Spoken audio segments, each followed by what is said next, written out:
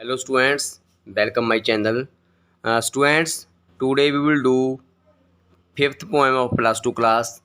The name of the poem is Cheerfulness Taught by Reason. This poem is written by Elizabeth Barrett Browning.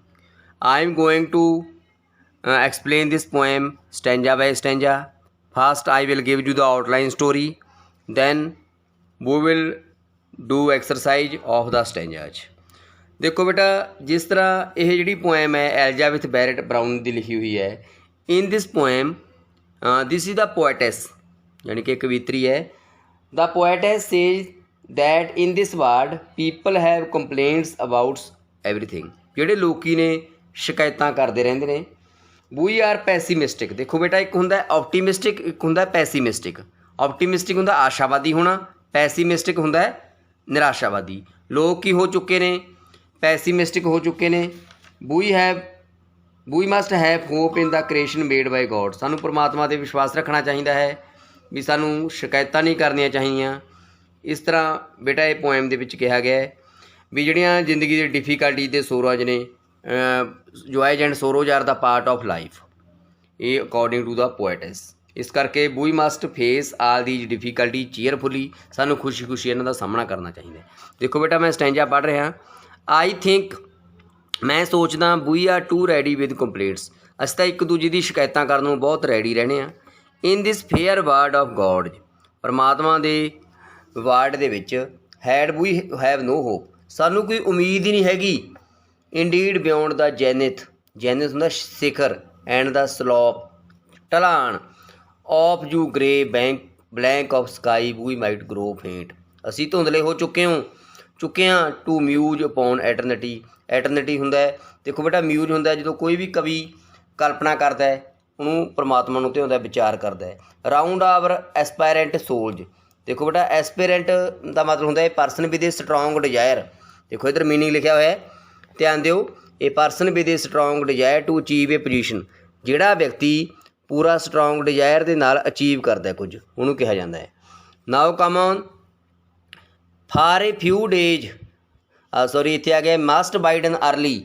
Is it well to droop for a few days consumed in loss and taint ਉਹ pusillanimous heart be comforted pusillanimous heart ਤੋਂ ਬੇਟਾ ਉਹਨੂੰ ਕਿਹਾ ਜਾਂਦਾ ਹੈ that is ready to take risks ਯਾਨੀ ਕਿ frighten to take ਜਿਹੜਾ ਡਰਦਾ ਹੁੰਦਾ ਹੈ and like a cheerful traveller take the road singing beside the hedge but if the bread be bitter in thine ਜੇਕਰ ਕਈ ਵਾਰੀ ਅਸੀਂ ਸ਼ਿਕਾਇਤ ਕਰਦੇ ਹਾਂ ਜਿਹੜਾ ਸਾਡਾ ਭੋਜਨ ਹੈ ਉਹ ਖਾਣਾ ਹੈਗਾ ਉਹ ਕੌੜਾ ਹੋ ਚੁੱਕਿਆ ਹੈ and thou unsold to meet the friends ਸਾਨੂੰ ਰਸਤੇ ਵਿੱਚ ਪੱਥਰ ਮਿਲਦੇ ਹੈ at least it may be sad ਇਹ ਕਿਹਾ ਜਾਂਦਾ ਹੈ ਬਿਕੋਜ਼ ਦਾ ਵੇ ਸ਼ਾਰਟ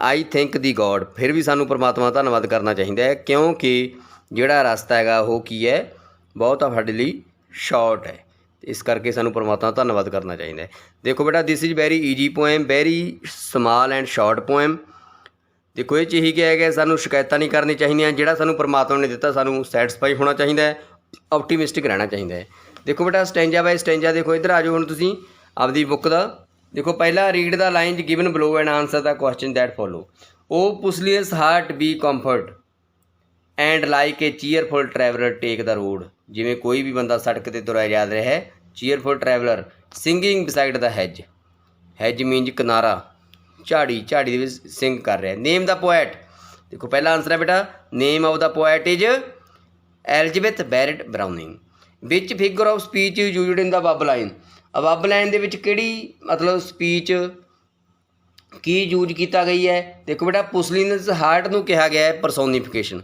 ਇਹ ਕੀ ਆ ਗਈ ਆਪਣੇ ਕੋਲੇ ਪਰਸੋਨੀਫਿਕੇਸ਼ਨ ਅਤੇ ਇਹ ਤੋਂ ਬਾਅਦ and like cheerful traveller take the road ਇਹ ਕਿਹਾ ਗਿਆ ਸਿਮਲੀ ਕੀ ਆ ਗਈ ਬੇਟਾ ਇਹ ਸਿਮਲੀ ਨੈਕਸਟ ਬੇਟਾ ਪੁਸਲੀਨਸ ਹਾਰਟ ਕਿਹੜਾ ਹੁੰਦਾ ਹੈ ਤੁਹਾਡੀਆਂ ਆਪਸ਼ਨਾਂ ਨੇ heart that is enjoying life ਜਿਹੜੀ ਜ਼ਿੰਦਗੀ ਦੇ ਵਿੱਚ ਇੰਜੋਏ ਕਰ ਰਹੀ ਹੈ next heart that is frighten to take risks ਕੋਈ ਵੀ ਦਿਲ ਜਿਹੜਾ ਰਿਸਕ ਲੈਣ ਤੋਂ ਡਰਦਾ ਹੁੰਦਾ ਹੈ ਜਾਂ heart that is ready to take ਇਹ ਜਿਹੜਾ ਸੈਕੰਡ ਆਪਸ਼ਨ ਹੈ ਇਹਦਾ ਮਤਲਬ ਇਹ ਹੈ heart that is frighten to take risk next ਬੇਟਾ in which manner should one move on a journey ਕਿਸੇ ਵਿਅਕਤੀ ਨੂੰ किवें अपनी यात्रा करनी चाहिए? ਇਹਦਾ आंसर आ गया बेटा one must go on a journey in A cheerful manner.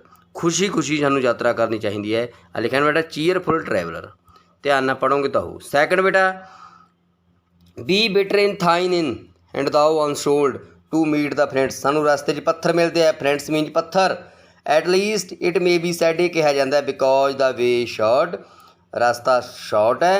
I think the God, मैं परमात्मा का बहुत धन्नवाद करदा। What are the two complaints in the bub line. Bub line दे विच दो कंप्लेंट्स किहड़ियां ने, किहड़े कंप्लेंट्स कहा गया बेटा? देखो एक तो पे द ब्रैड इज बिटर, एक तो bread is bitter, the bread in your inn is bitter. एक we have to walk on a stony path. देखो प्लेंट्स सानू स्टोनी पाथ के उपर तुरना पै रहा है। नैक्सट बेटा the poet asks us to be, कवि सानू कहता है इन लाइफ की होना चाहिए? केयरफुल होना चाहिए, अलर्ट होना चाहिए, ऑप्टीमिस्टिक। देखो पोएम बेटा डीपली तरीके नाल समझाई है, सानू जिंदगी दे विच की होना चाहिए? ऑप्टीमिस्टिक, आशावादी होना चाहिए। नैक्सट बेटा नैक्सट क्वेश्चन अपना dash thou on shoal to meet the friends mean, जिहदा मतलब की है? Meeting people during the journey, लोगों नूं जर्नी दे विच मिलना। Next walking on a stone path without shoes, इहदा मतलब की आ गया बेटा answer? Walking on bare foot on a, किसी नूं नंगे पैरी मिलना।